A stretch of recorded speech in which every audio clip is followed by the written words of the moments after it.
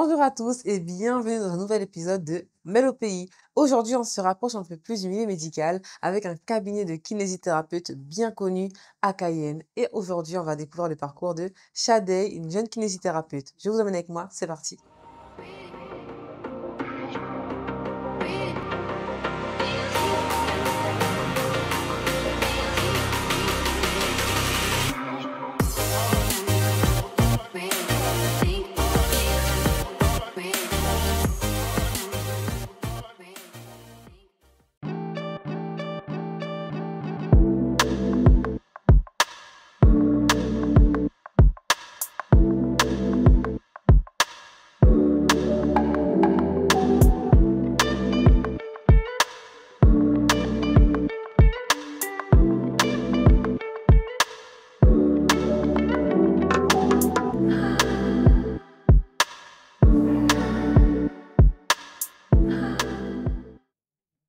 Bonjour. Bonjour Belle, ça va? Oui. Alors, je suis venue pour te poser quelques questions, découvrir ton parcours et ta profession. Oui, avec plaisir. Du coup, on s'installe? Oui, ah ben, je te suis. Et voilà, je me retrouve avec Shadé, la fameuse kiné que je vais vous introduire maintenant. Bonjour Shadé, ça va? Bonjour, ça va et toi? Ça va, oui. Alors dis-moi, on aimerait savoir avec les téléspectateurs comment cette idée de métier t'est venue à l'esprit. Alors, du coup, je suis kiné du coup depuis maintenant 1 an. Euh, Comment le métier m'est venu? En fait, c'est la toute première fois que j'ai vu un kiné, c'était pour mon petit cousin en fait, qui faisait de la kiné respi, bah, du coup, dans ce cabinet-là actuellement. Et du coup, j'avais bien aimé euh, la chaleur que dégageait en fait le cabinet, c'est-à-dire qu'on avait des patients qui venaient pour de la kinésithérapie respiratoire. Mhm. On avait des patients qui venaient pour vraiment de l'entretien, pardon, du maintien d'activité, des patients qui venaient pour des entorses de cheville. Et voir en fait que dans un seul métier, on pouvait répondre à tout plein de pathologies, j'avais trouvé ça très intéressant et très instructif. Et du coup, c'est de là que j'avais décidé de faire en fait mon stage de troisième en fait, dans un cabinet de kiné. Et ben, le goût de comment dire, d'apprendre sur le corps humain, comment fonctionne le corps humain, des choses qu'on peut mettre en place pour le réparer, etc. C'est ce qui m'a plu dans ce métier. Ah donc du coup ça veut dire que là aujourd'hui tu travailles dans ce cabinet et c'est là où tu as eu ton premier on va dire rapport avec ce métier. Oui. Ça reste incroyable quand même comme, comme Franchement, histoire. la coïncidence a fait que Exactement. je Et m'imagine. pour être kinésithérapeute, quel est le parcours? On a l'impression des fois que ce sont des longues études et pourtant tu es jeune et ça fait 1 an que tu es kiné. Donc alors raconte-nous un peu le parcours. Alors, le parcours, il peut être en fait très très très différent en fonction de ce qu'on a fait avant ou auparavant. Donc normalement, là, on va dire le parcours le plus simple et celui que tout le monde connaît, c'est avant le bac. Une fois qu'on a le bac, on fait la première année de médecine. Du coup, maintenant, c'est plus la PACES, c'est la passe. Une fois qu'on a eu la passe et qu'on a passé le concours, à ce moment-là, en fait, on peut rentrer dans une école de kiné. Ensuite, il y a un autre parcours en fait où si on a déjà eu en fait un métier paramédical, donc comme moi, j'ai été infirmière avant. Du coup, si on est infirmière ou manip radio ou qu'on a travaillé en fait dans le milieu médical ou paramédical, on peut en fait demander à faire ce qu'on appelle une passerelle. Et donc, durant cette passerelle, on passe un oral en fait et on valide des acquis. Et ensuite, on peut rentrer dans une école de kiné. Et sinon, il y a aussi la voie où on peut partir à l'étranger. Moi, c'est ce que j'ai choisi. Où on peut partir dans un pays d'Europe. Et ensuite, quand on revient, on fait une équivalence. Et voilà. Donc tu nous as partagé que toi tu as choisi le cursus on va à l'étranger. Tu as été où et comment ça s'est passé pour toi? Du coup, j'ai été en Espagne. Donc, j'ai décidé de faire en fait mon école en Espagne parce que c'était la langue que j'avais choisie en LV2. Donc, il fallait choisir un pays d'Europe. Donc, ça s'est un petit peu présenté à moi. Et donc, c'est simple. Je me suis inscrite. Franchement, j'ai pris la première école qu'il y avait. J'ai pas réfléchi, j'ai pas voulu d'autres. J'ai tapé le nom de l'école, je me suis inscrite et ça s'est après défilé tout seul. Donc, on s'inscrit, on fait l'inscription. Il y a un paiement à effectuer, etc. Et donc après, j'ai pris mon envol pour Madrid en 2020. Et tu n'as pas eu peur, c'est-à-dire que tu partais seule pour des études et que justement, un pays que tu connais pas, des coutumes que tu ne connais pas, ça t'a pas effrayée? Un petit peu, mais je pense qu'on va dire que ce qu'on a, c'est que comme on est forcé en fait souvent de faire nos études un peu quand on vient de la Guyane, de partir, du coup j'étais déjà partie en France toute seule. Donc je me suis dit, ok, peut partir en France toute seule, on peut partir à Mmh. voir ailleurs. Par contre, la barrière de la langue m'a fait très peur, mais en réalité, les Espagnols sont très accueillants, donc du coup, j'ai pas eu ce sentiment un peu de rejet ou quoi que ce soit. Et du coup, donc, tu es partie en 2020 à Madrid. À quel moment tu t'es dit: «Ah bah, je veux revenir travailler en Guyane et pas forcément travailler en Espagne ou en métropole»? Alors, du coup, sans mentir, ça a été très long parce que quand je suis partie en France, pour moi, mon idée n'était pas du tout de revenir en Guyane, mais vraiment pas. Ensuite, en 2020, je suis partie en Espagne. Du coup, quand on goûte à un autre pays européen que la France, on se dit, ah, finalement, la France, c'est pas en vrai l'exil ou l'Eldorado. Du moins, mon ressenti à moi, ça a été ça quand je suis partie en Espagne. Et ensuite, je suis venue en vacances en fait en 2023 en Guyane. Et en fait, à partir de là, ça a été le déclic. Vraiment, je veux rentrer. Je suis bien au pays finalement. Le retour au pays, c'est ce qu'il me faut. Et donc en 2023, c'était il faut que je bosse pour avoir mon diplôme, pour que je puisse rentrer parce qu'il manque du personnel de santé ici. J'ai un double diplôme. Donc du coup, je dois venir apporter ma pierre à l'édifice pour essayer aussi les jeunes, de leur montrer qu'il y a autre chose à faire que d'aller en France peut-être, s'ils n'ont pas envie d'aller en France, qu'ils peuvent aller dans d'autres pays du coup européens comme Madrid. Et d'un autre côté, me dire que je veux venir apporter mes soins pour les Guyanais. Quel est ce double diplôme? Tu es très furtive justement à ce sujet. J'ai un double diplôme dans en quoi? Du coup, je suis également infirmière. Du coup, quand je suis partie faire mes études de kiné, ça s'est pas très bien passé comme prévu. OK. Donc, j'avais aussi la possibilité en fait de rentrer dans des écoles d'infirmières. Donc, j'ai saisi aussi cette opportunité. Donc, je suis également infirmière. J'ai eu mon diplôme en 2020 et après, je suis directement enchaînée avec mon diplôme de kiné. D'accord, donc en fait, cette double casquette, elle est quand même complémentaire selon toi? Oui, beaucoup. Mmh. Vraiment beaucoup. Du coup, on a une autre vision des soins. Par exemple, j'ai pu travailler dans de nombreux services, notamment de chir. Donc, du coup, je sais un petit peu comment ça se passe à l'hôpital quand les patients vont être opérés. Du coup, quand ils viennent, par exemple, en post-opératoire ici. Mmh. Donc, je sais Oui, ce qu'ils ont un voilà, peu vécu. voilà, exactement, et comment prendre en charge, etc. Et moi, j'aimerais rebondir aussi parce que c'est très, très intéressant. Tu m'as dit que pour toi, c'était pas l'Eldorado, du coup, la métropole. Vraiment, ce côté qu'on peut donner aux jeunes, où il faut absolument partir. La liberté se trouve ailleurs, à 1 000 kilomètres. Et qu'est-ce que toi, tu aimerais dire justement par rapport à ce parcours que tu as vécu? Du coup, je trouve que oui, on a tendance à beaucoup se fermer en voyant comme voilà, la France comme la porte de sortie, etc. Mais en fait, finalement, moi, je vais pas mentir, mon arrivée en France en Hexagone a été vraiment violente. Je suis arrivée pendant la période où il y avait le terrorisme et tout ça. Du coup, c'était vraiment, Pareil. vraiment, voilà, la pire période. Mais en fait, petit à petit, je me suis rendu compte que, voilà, la France m'a permis de grandir, je vais pas mentir, les amis m'ont permis de grandir. Mais La Guyane, ça te la convient. Guyane, Et c'est vrai, il nous faut des kinés en Guyane, il le nous faut confort, vraiment. le confort de vie, la qualité de vie, franchement, en Guyane, elle est pas négligeable non plus. Des fois, il faut partir pour mieux revenir. Exactement. Et là, du coup, comment tu pourrais te décrire, dans le cabinet dans lequel tu travailles, ton métier de kiné? Vous faites, des soins, donc on avait parlé des bébés, des personnes âgées aussi, des maladies. Heu, voilà, est-ce que toi, tu aimerais décrire vraiment la pluralité La des pluridiscipline. la ouais, voilà, le truc pluriel, je me reprends pour mieux te poser la question.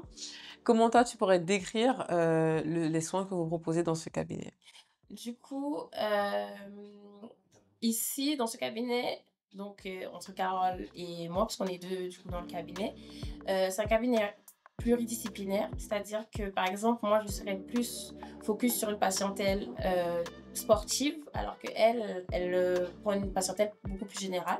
Après, on se rejoint sur les mêmes soins liés à la pédiatrie.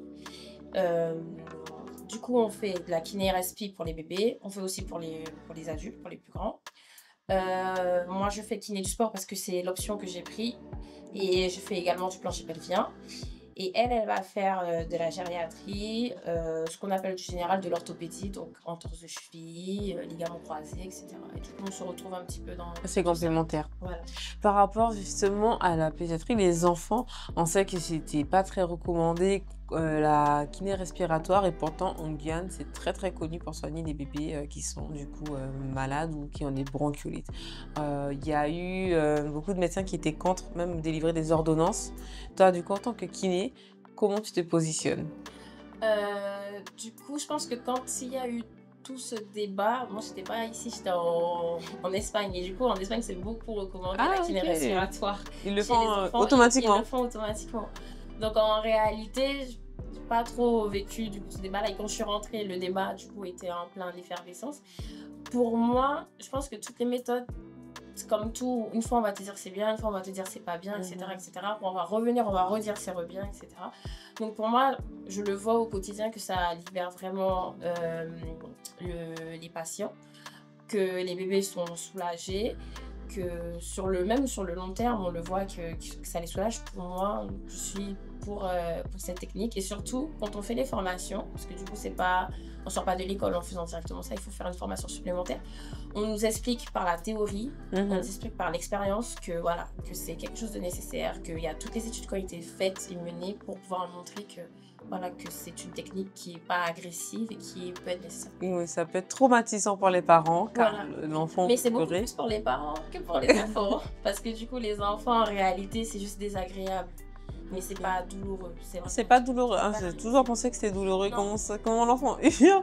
C'est très c'est douloureux. désagréable. Il y a des bébés qui ne pleurent pas, hein. Il y a vraiment des bébés qui ne pleurent pas du tout, qui Et même vous, pas. est-ce que votre enfant, il a déjà vécu de la kiné respiratoire? Est-ce qu'il a pleuré? Il n'a pas pleuré? Moi, par expérience, ça m'a traumatisée, j'aimerais avoir la vôtre. Alors maintenant, dis-moi, est-ce que tu as une anecdote à nous raconter comme ça qui te vient à l'esprit? Oui, du coup, j'ai une anecdote qui concerne du coup mon double métier. Mmh. Quand j'étais en France, j'ai travaillé en fait en tant qu'infirmière intérimaire. Et du coup, quand on fait nos études en Espagne, on a une équivalence à faire avec des stages. C'est pour un peu mettre le contexte. Et donc, j'accueille en fait un patient aux urgences. Donc, on fait le bilan, etc., etc. Et cetera. Et en fait, on se rend compte que ce monsieur fait un infarctus du myocarde. Donc, nous, on est une petite clinique, donc on appelle le SAMU, on met les choses en place, etc., etc.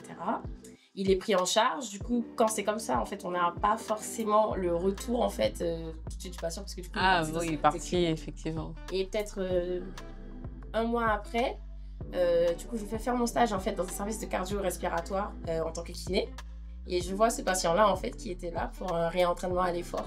Du coup, ça Ah m'a oui. fait bizarre de le prendre, en fait, en charge Mmh. pendant qu'il était, du coup, en train de faire son infarctus du myocarde et voir qu'il s'en est sorti et le prendre en charge en tant que kiné pour Ça peut pouvoir faire perturber. la rééducation Bon, c'est une bonne cardiovasculaire. anecdote, au moins il s'en est sorti parce que ça un infarctus quand même, il faut que ça soit pris en charge très rapidement. Exactement. Et aujourd'hui, si on te disait, de lâcher la kinésithérapie et de te remettre, au métier d'infirmière à complet, tu pourrais pas? Vraiment, je pourrais vraiment pas parce que c'est vraiment mon métier de cœur, genre, c'est vraiment OK. une passion, genre. Depuis le début, c'est ce que j'ai toujours voulu faire. Donc, c'est vraiment comme si je me dois faire le métier d'infirmière, c'est vraiment que c'est Covid, on n'a pas le choix, il faut aller retourner, plan blanc, etc. D'accord. Mais sinon, vraiment, le métier de kiné, c'est vraiment mon métier passion. Je suis vraiment passionnée par ce métier. Je passe mes journées à regarder, à Ah oui. étudier, à voir, à... Voilà. C'est vraiment toute ma vie entière. Alors c'est un vrai métier passion pour le coup. Alors, quelles sont pour toi les valeurs qui définissent ce métier? Du coup, l'empathie. Du coup, on est très empathique dans ce métier. Vouloir vraiment prendre soin de l'autre, être à l'écoute de l'autre, c'est très important. Euh, euh, les valeurs. Repose. J'y ai pas pensé. Euh, je peux reprendre? Oui. Oui. Pardon. Ok, du coup, ce serait vraiment du coup l'empathie, Mmh. l'écoute active, donc l'écoute de l'autre, ensuite le prendre soin et vraiment essayer de mettre quand même, donner en fait l'envie en fait au patient de venir prendre soin, de venir prendre soin de lui en fait, vraiment. Voilà.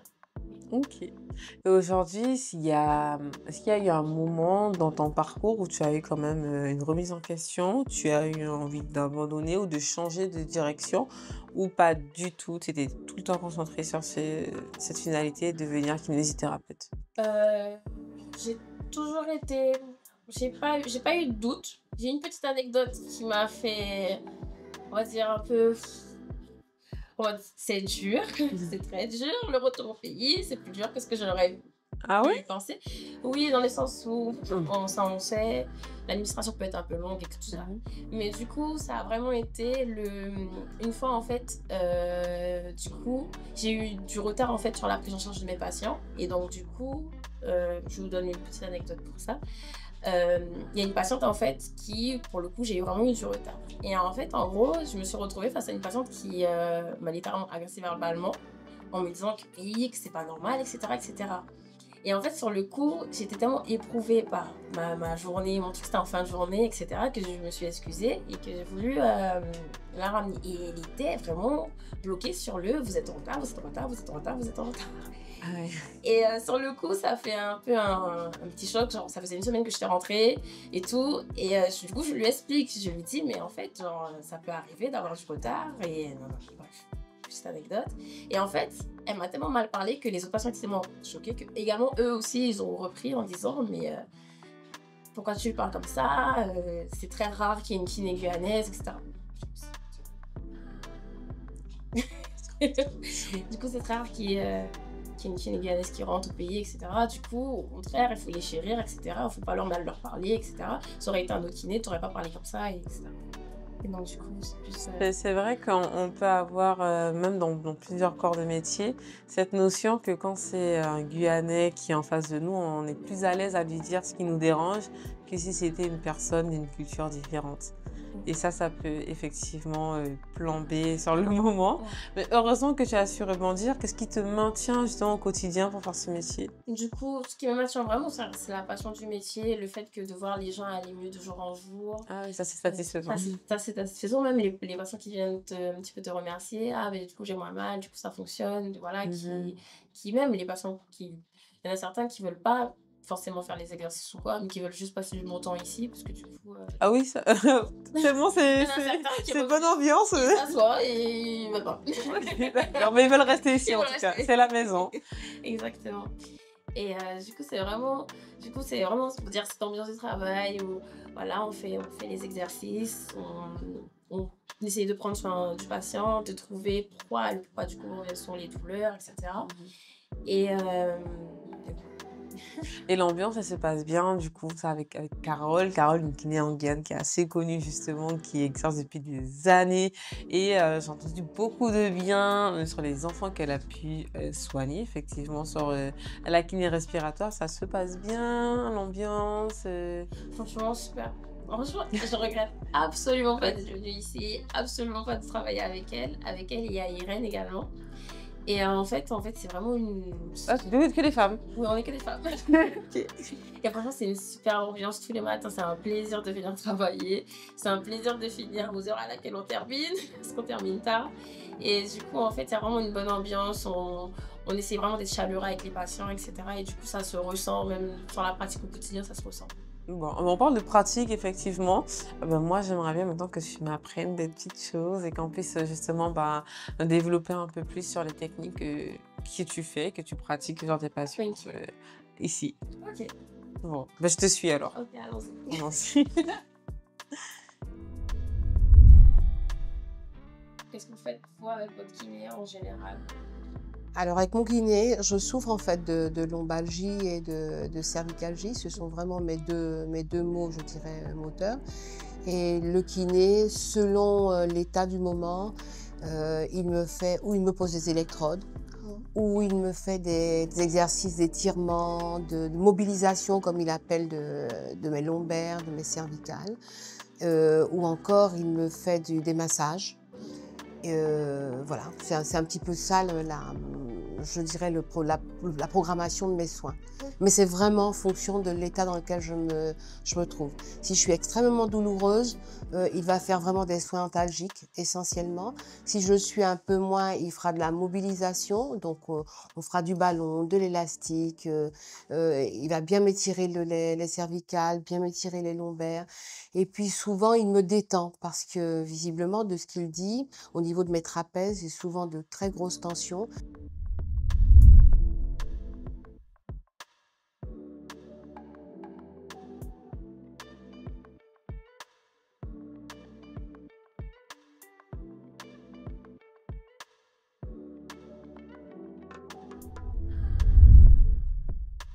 Ce que j'ai tendance à faire avec un patient d'abord quand je le vois, ou que c'est la première fois, ou voilà. Déjà, si c'est pas la première fois que je le vois, du coup, je lui demande comment ça a été la semaine, comment ça a été les jours suivants, est-ce qu'il y a une amélioration. Je lui demande de coter son amélioration de 0 à 10. 10, c'est super, voilà. Et 0, il n'y a aucune amélioration. Si la douleur est revenue, si c'est la même, est-ce qu'il a dû prendre des médicaments, s'il a fait des choses pour le soulager. Souvent, je donne des exercices à la maison. Qu'est-ce qu'il a pu les faire? S'il n'a pas pu les faire, pourquoi? Mais c'est pas pour le... Parce que des patients, ils pensent que je vais les gronder. C'est pas du tout pour les gronder. C'est pour savoir si on peut pas adapter, en fait. Si, par exemple, l'emploi du temps ne permet pas. Si, au contraire, il faudra peut-être qu'on augmente le nombre de séances par semaine. Parce que, du coup, l'emploi du temps fait que, voilà, quand il rentre, il peut pas, il n'a pas envie, etc. Donc, on réévalue. Ok, d'accord. À chaque On le séance. pouls. Voilà. Donc, du coup, où est-ce que vous avez des douleurs? Alors aujourd'hui, sur les lombaires qui me font mal, très très mal. Et puis un peu plus haut, les trapèzes aussi qui sont extrêmement tendus. Ok, d'accord. Donc de 0 à 10, vous évaluez la douleur à combien? Alors c'est pas un mauvais jour, je dirais à 5. À 5? Pas un mauvais jour, oui, c'est un D'accord. jour, je dirais. 5, c'est déjà pas mal, non? 5, c'est déjà pas mal. Mais 10, c'est vraiment une douleur extrême. Mais 0, il n'y a pas du tout de douleur. Où est-ce que vous pouvez me situer la douleur exactement ou pas? Alors, la partie lombaire, là, le bas du dos, ici, est plus à droite qu'à gauche aujourd'hui. Ok. Et puis quand je parle des trapèzes, j'espère ne pas me tromper, c'est toute cette partie-là qui est très tendue et qui va en fait irradier toute la partie cervicale. Voilà. Ok. Et me donner des maux de tête. Je peux toucher? Bien sûr, oui. Donc, tu peux manipuler. Donc, est-ce qu'elle peut manipuler également? Bien sûr, oui. Alors, je précise que c'est pas dans le cadre d'un stage, c'est vraiment dans le cadre de l'émission et que je ne suis pas du tout kiné. Du coup, tu vas palper. Ok. Donc, on palpe. On regarde. Donc, souvent, ce qu'on observe, on observe. Donc, si c'est pas rouge, on touche aussi pour savoir si c'est pas chaud. Parce que du coup, la C'est chaud, chaleur, ça veut dire. ça pourrait indiquer une inflammation, par exemple. Ah, ok. Et du coup, après, on palpe. Donc, on se rend compte que voilà, ça, c'est quand même dur. Oui, je sens que c'est dur, c'est Voilà. bien dur. Donc, c'est un muscle tendu. Et pareil, donc au niveau des lombaires. Je sais même pas si vous les lombaires. Donc, les J'ai lombaires, un peu honte. c'est la partie basse ici. Ok. Donc, pareil, on va venir palper, on va venir toucher et demander si quand on touche, ça fait mal. Alors, là, plus qu'à gauche. Ok. Donc, ici. Ici, on m'a dit jusque dans la jambe. Ok. Ouais, c'est exactement ça. Ok, très bien. Une fois qu'on a pu localiser la douleur, on fait quoi? Du coup, une fois qu'on a pu localiser la douleur, là, elle m'a dit que la douleur, en fait, partait et ça irradie jusque dans la jambe. Où? Je lui demande. Où? Ok, d'accord. Ouais, à l'orteil, le Jusqu'à l'orteil. Ok. Quatrième orteil. Celui-là. Jusque là. Celui-là. Oui, ça passe. La jambe. Donc là, ça fait peut-être penser plus à une douleur, ce qu'on appelle une douleur neurologique. Donc, alors, on a 3 types de douleurs, des douleurs mécaniques, des douleurs inflammatoires et des douleurs neurologiques. Donc, les neurologiques, ça va souvent suivre un trajet, donc qui est le trajet du nerf. Les douleurs mécaniques, ça va être par exemple au mouvement, etc. Et les douleurs inflammatoires, non. Les douleurs mécaniques, ça va être plutôt au repos. Et en fait, quand on va aller engager un mouvement, ça va faire mal. Et puis après, avec le temps, sur la journée, ça va se diminuer. Et les douleurs inflammatoires, au contraire, genre, ça va être au repos, ça va faire du bien. Et puis quand on va engager le mouvement, ça va commencer à brûler et à faire mal. Donc, c'est les 3 types de douleurs. C'est plus neurologique. Ouais.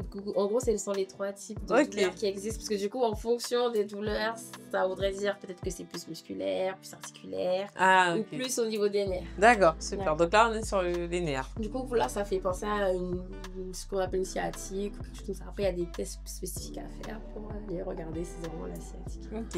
Ok. Donc du coup, on peut faire le test du coup de la sciatique parce qu'il est très simple à faire. On peut faire les kinés peuvent faire le test? Ah, je sais pas. Même moi, je peux faire le test? Oui, toi aussi, tu peux faire le test. Même vous pouvez faire le test. C'est une très bonne nouvelle. Alors, regardez bien. Du coup, on demande à la patiente de mettre les mains derrière, Ok. de tenir ses mains comme ça et derrière le dos comme ça. Ok. D'un peu de s'affaler. Voilà. Et là, vous allez tendre la jambe. Ok. Ouais. Là, vous allez ramener les orteils vers vous. Est-ce que ça fait plus mal ou moins mal? Ça fait mal. Ça fait mal et là, tu as empointé et baissé un peu la tête en même temps. Et là, Ça tire. là, ça tire. Et là, quand vous ramenez le pied et vous levez la tête, Un petit peu moins. un petit peu moins. Ouais. Du coup, ça, par exemple, c'est un test positif pour une atteinte au niveau du nerf sciatique. Positif, ça veut dire que. Ça veut dire que peut-être qu'il y a une petite... après, c'est le médecin qui fait exactement le diagnostic, etc. Ok. Mais du coup, ça par exemple, c'est un test positif pour dire qu'on peut aller traiter un petit peu le nerf sciatique parce qu'il est peut-être un peu enflammé. Wow, ok. Bon, et ben maintenant vous avez aussi la technique pour savoir si votre nerf sciatique il est positif ou pas, engagé à traiter. Du coup, ce par quoi on va commencer. Donc, on va commencer du coup par... Moi, ce que j'aime faire, c'est quand c'est douloureux, du coup, elle a la 5 sur 10, c'est aller vraiment traiter la musculature autour pour essayer de le détendre le plus possible. Ok. Du coup, pour cela, vous allez vous allonger.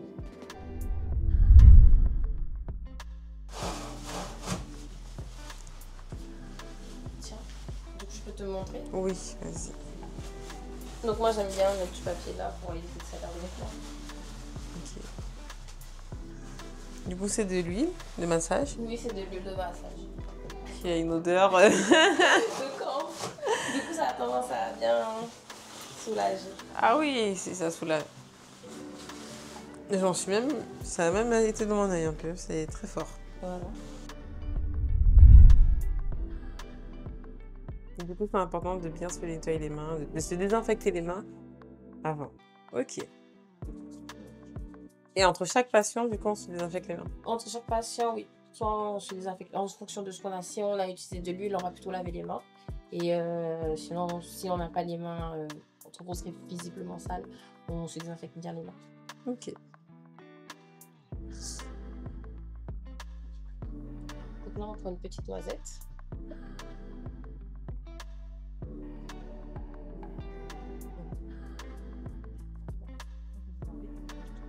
Et là, on sauve bien entre les mains. Ça, c'est vraiment fort. Et du coup, on va venir masser. Ça chauffe les mains, c'est normal. Oui, c'est normal, c'est le camp qui fait. Du coup, ça chauffe aussi au niveau du patient. Ça va? Oui. Vous me dites si c'est douloureux. Hein? Non, je préfère que c'est bien fait. Ok. Vers le haut, tu peux utiliser tous tes doigts. Vas-y. Et en quoi voir un kiné quand c'est pour un massage, c'est mieux que de voir une masseuse, finalement? Parce que c'est... Alors, du coup, le massage du kiné et le massage de... C'est peut-être une question bête, hein? Non, c'est au contraire. Parce que du coup, beaucoup de patients, par exemple, viennent, ils vont à tout prix demander par exemple, à se faire masser par le kiné, etc. Alors que le massage, en fait, c'est une technique. C'est une technique médicale, du coup, quand il est exercé par le kiné. Et donc, du coup, par exemple, il y a des patients où il n'y aura pas forcément de nécessité à masser. Après, ça, le massage reste important dans notre... Mais en fait, c'est une technique comme une autre. C'est une technique comme le renforcement musculaire est une technique, comme la mobilisation est une technique, etc. Mais du coup, par exemple, la masseuse, elle, son massage, c'est soit à visée drainant, soit à visée bien relaxant. Hein. Voilà, alors que nous, en fonction, donc par exemple là, le massage qu'on va faire, ça va être vraiment pour essayer de bien relâcher les tensions musculaires qui attrapent le nerf. Par exemple, on peut faire des massages pareil aussi drainants pour essayer d'aller faire du drainage lymphatique et drainer. On peut faire par exemple du massage de récupération pour les sportifs. On peut faire aussi du massage avant pour pouvoir chauffer le muscle avant l'entraînement, etc. C'est pas vraiment relaxant. Voilà. C'est pas la même chose. Là, c'est vraiment pour traiter un mal-être. Exactement. Ok. Bon, au moins, c'est bon. Donc, c'est pour la bienvenue. Voilà.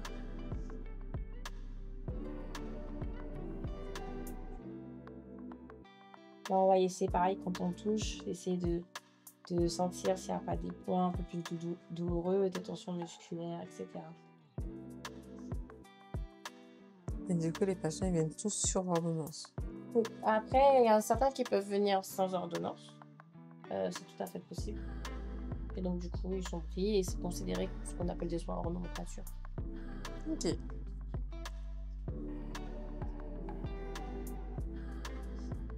Par exemple, une patiente peut typiquement venir et demander un drainage lymphatique sans ordonnance et qu'on le fasse manuellement. Ouais. Ok. Ça va? Oui, ça va, c'est exactement le point douloureux. Ici? Oui, là, vous êtes en plein, oui, vous êtes en plein.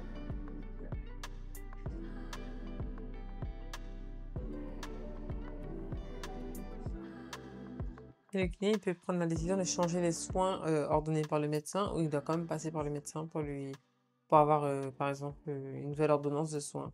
C'est-à-dire?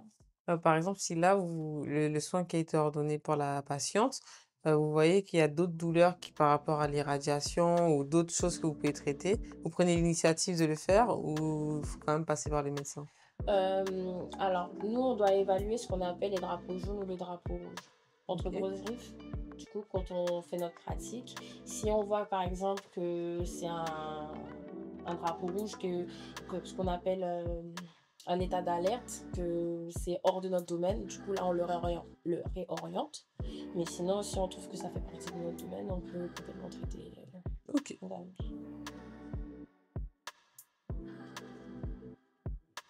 Mais souvent, c'est dans les prescriptions, c'est écrit un petit peu ce que le médecin attend de nous. Et en fait, on avise. Ok. Non, mais vous avez pas précis, le muscle précis, là. Du coup, là, on est sur ce qu'on appelle les érecteurs du rachis ici qu'on essaye de traiter. Ok. Et là, quand on descend comme ça, on est sur ce qu'on appelle le cardiaque. Donc, il faut une bonne connaissance là, en anatomie pour être kiné. Donc, ce massage est censé quand même soulager la patiente. Voilà, un petit peu libéré. Parce que des fois, ça peut être le muscle qui va venir mettre une tension. Et donc, du coup, pincer un peu. Ok. Est-ce que ça t'est déjà arrivé d'avoir une patiente qui avait fait un accident, par exemple, et ne pouvait plus marcher, qu'il fallait réapprendre à marcher?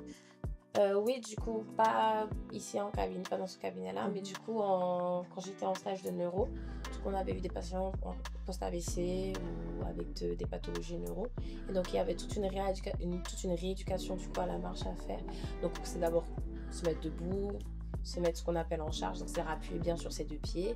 Puis après, petit à petit, à trouver la force dans les jambes pour aller marcher.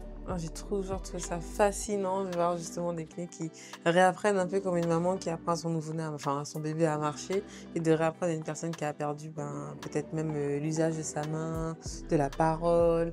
On se rend compte que le rôle des kinés quand même c'est très très important dans la médecine. Ça vient même pas en complément, c'est même pour un nécessaire pour la rééducation.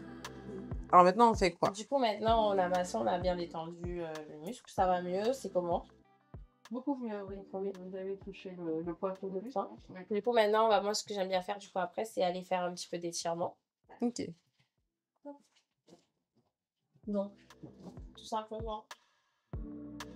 Alors, les muscles, pareil, qui peuvent attraper le nerf sciatique, il y en a un qui s'appelle les pelvitropantériens. Ce sont des muscles profonds des fessiers. Et donc, des fois, de temps en temps, c'est eux qui peuvent faire mal. Est-ce que vous me permettez de toucher? Oui, bien sûr. Ici, est-ce que ça vous fait mal? Ok, et quand je viens faire ça, Ça détend, ça tire. ça tire, mais est-ce que ça tire, ça fait du bien ou ça tire, ça fait mal? Ça fait mal. Ça fait mal. Et quand je viens de l'autre côté, Ouais, mais pas de la même manière. ok, ça fait mieux ou pas mieux? Mieux. Ok. Mais, quand on est enceinte, des fois, on a aussi le souci de nerf sciatique coincé. Est-ce qu'il y a des astuces, des choses qu'on peut éviter de faire pour ne pas avoir ce nerf coincé? Du coup, des choses qu'on peut éviter, non, parce que du coup, c'est lié en fait au corps, Ok.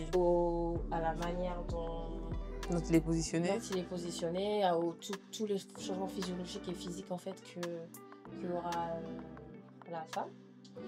Mais du coup, on peut faire des choses, par exemple, on peut s'étirer, faire du renforcement musculaire, le ballon.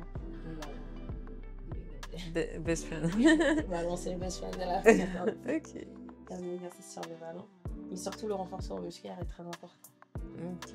Du coup, là, ce que je fais ce qu'on appelle un point d'inhibition. Donc, en fait, je viens appuyer sur les muscles qui lui font mal et en même temps, je les étire pour essayer en fait d'inhiber la douleur. Et quand on touche le bon point, des fois, ça peut partir complètement, ça peut tout relâcher là. Ben, sur le coup, ça va faire très mal. Ah, ok. Et puis après, au bout d'une minute 30, ça se relâche complètement. Waouh. Donc, on peut faire comme ça. Je te laisse.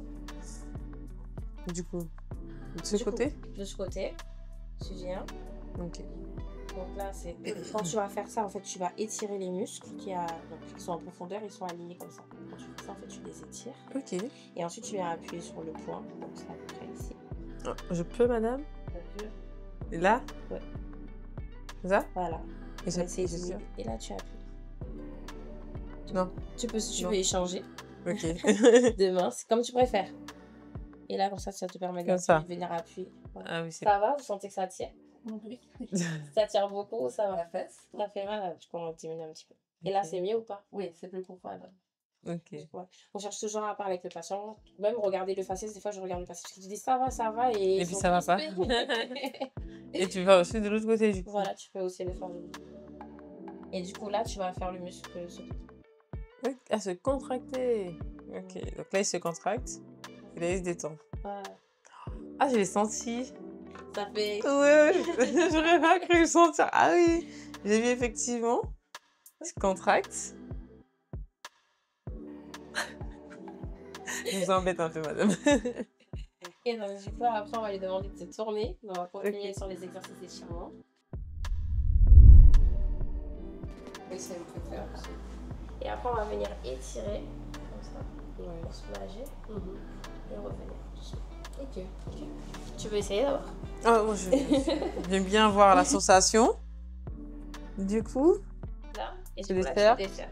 ok. Côté, de l'autre. Ouais, c'est basique ça. Voilà. Et après, tu viens et tu pousses les fesses en arrière en fait. Et toi, tu essayes d'aller un petit peu. Donc, tu sens que ça attire tout. Franchement, le ballon, ça me rappelle les souvenirs.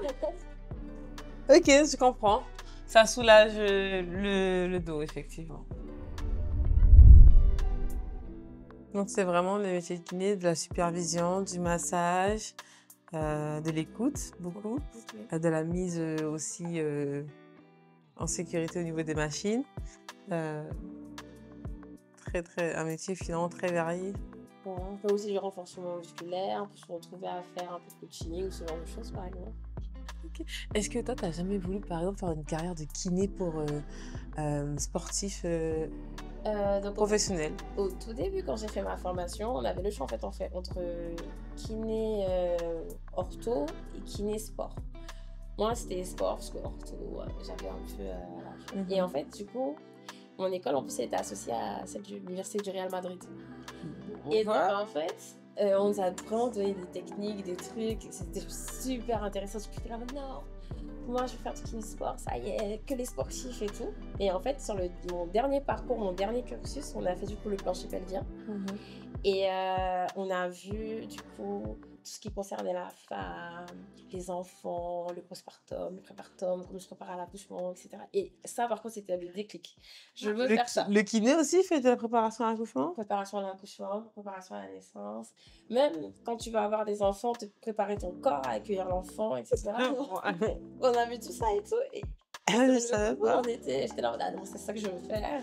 Donc là, les sportifs, on a oublié. Mais du coup, quand je suis arrivée ici, je voulais monter mon cabinet et c'était je veux monter un cabinet que spécialisé en femmes et enfants. Non. Et en fait, la réalité du pays m'a rattrapé qu'il faut qu'ils montent tellement de kiné qu'en fait, tu peux pas choisir. Ok. Tu prends. Et du coup, c'est quand même ton ambition future d'ouvrir un cabinet pour femmes et enfants? Oui, franchement, oui. Oui, mais bon, je pense que je vais d'abord Prendre de prendre l'expérience. l'expérience, exactement. Bon, ah ben, au moins pour le cabinet, pour femmes et enfants vont ouvrir. Moi, je serai la première à venir. Avec plaisir. Oui, ça va, franchement, C'est bien. je me sens bien. Ok. Et je vous dis à demain dans le prochain épisode. C'était Mel au pays sur Télépays à 17h.